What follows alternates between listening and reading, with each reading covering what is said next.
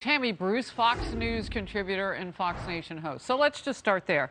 Where the government thinks our threats are, and Title 42. Your thoughts? Horribly that the threat, the National Security Agency, the CIA, all of our intelligence is meant to focus on the outside, at threats to this nation. The fact that it is now a structural turning into looking at the American people should shock and frighten everyone. That's what this is. It's using this broad-based framework of accusations. Americans who voted for President Trump have been called terrorists.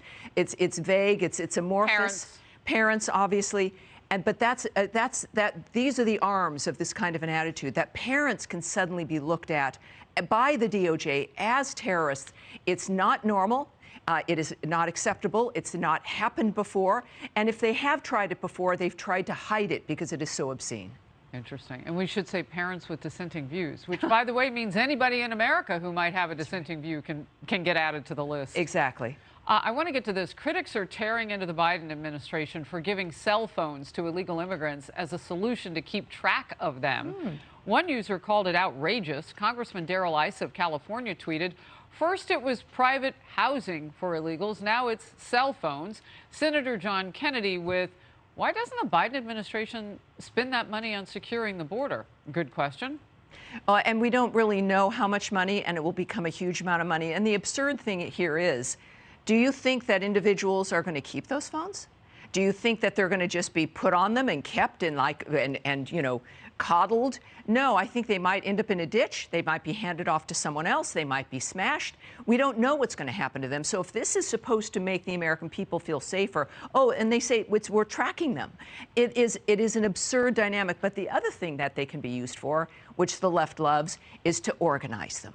You can organize people with that's these. Interesting. You can direct them to certain places. You can direct them to services. You can send messages from Uncle Joe about what it is that's happening and how much he loves them.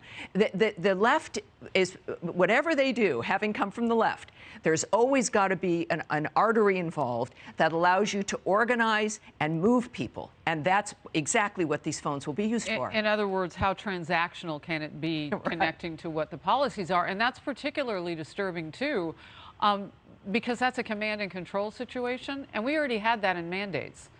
We did. And also for the people who are fleeing horrible situations in South and Central. And there are some among those numbers. Yes, absolutely. And also from other countries.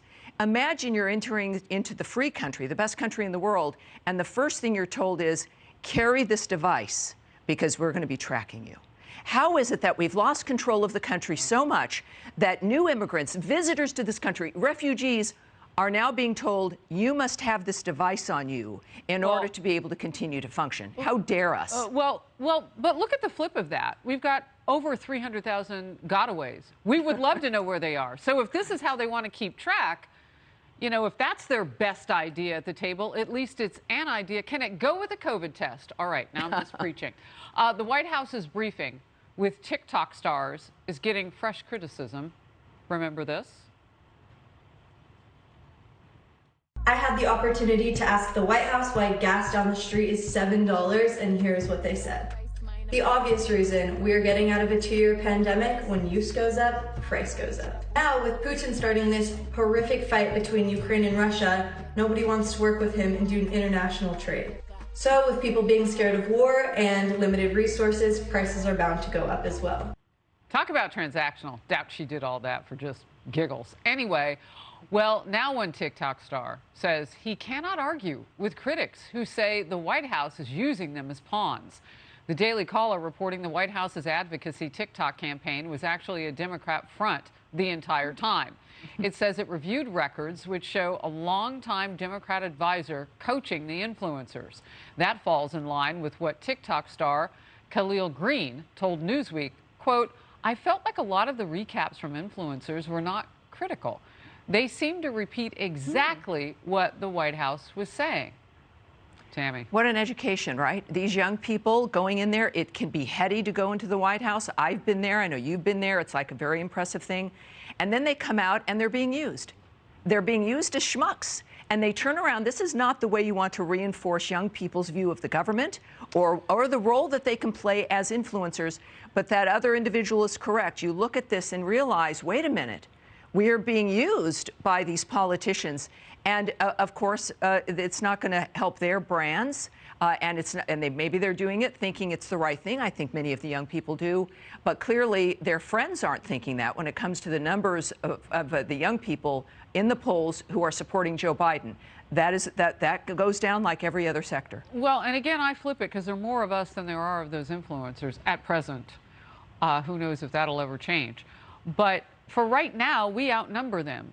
And the message that the public might get is that we're all being manipulated by actors now. Yes, like, none of it is real. Like, you can't even count on messaging from the White House, which is paid for by us. They're living in our house. I mean, think about this. They don't own any of it. Yet they hire actors technically to tell us lies. Look at former President Kamala Harris. She legitimately hired actors. That was what it became apparent. And the stage that they've created outside of the White House to look like the White House. They've actually created these environments that are false. Kayleigh McEnany told me that. Yeah. She said, none of that is real, Harris. I can show you where the real deal is. This is a remarkable thing to watch. And when Kamala Harris, who is supposed to be the charismatic one, literally needed, and they hired kid actors for her to talk with. If you can't talk with kids, there's a problem. And this, for like the young woman you had the clip of, clearly was not a natural, explanation of what was going on. It was written, it was a script. She seemed to be somewhat uncomfortable. But this is clear to the American people. It's a level of desperation, a strange disconnect with who the influencers are, what the American people need. It's almost like they want to win a news cycle, or that there's a plan that they've imagined in their heads that is completely disconnected from reality. And back to the phones, it's another example of that. There are real diseases beyond COVID we have to worry about. Giving people a phone to track them where they go with their diseases is not going to help, whether it's Zika or measles or tuberculosis or scabies. The worrisome thing is, Harris, is what we don't know about.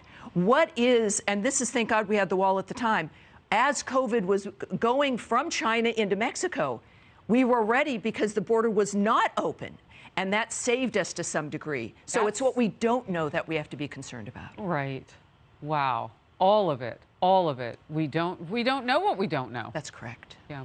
Tammy Bruce, thank you. We'll find out, though, and you'll be talking about it. This is the best place to be. So, well, I already know that. I know, right? Indeed. Many Americans already know this is the best place to be. So my big question that we can't answer today, we'll have to see if the Republicans and their legislation, and now Democrats, some of them on the Hill coming along too, can at least buy 6 more months so they can come up with a plan. Because they're doing this right now without a plan. Well, Congress has to act. And we've been watching even the Republicans suck their thumbs, watching these things, thinking, oh, this is going to be great for November. You can fix things and then talk to the American people and win their votes. There you go. Tammy, thank you. Hi, everyone. I'm Brian Kilmeade. I want you to do me a favor. I want you to click to subscribe to the Fox News YouTube page. This is the only way that I know for sure that you're not going to miss any great commentary, any great news bites, any great interviews coming your way on Fox. You can get it all here on YouTube. So subscribe right now.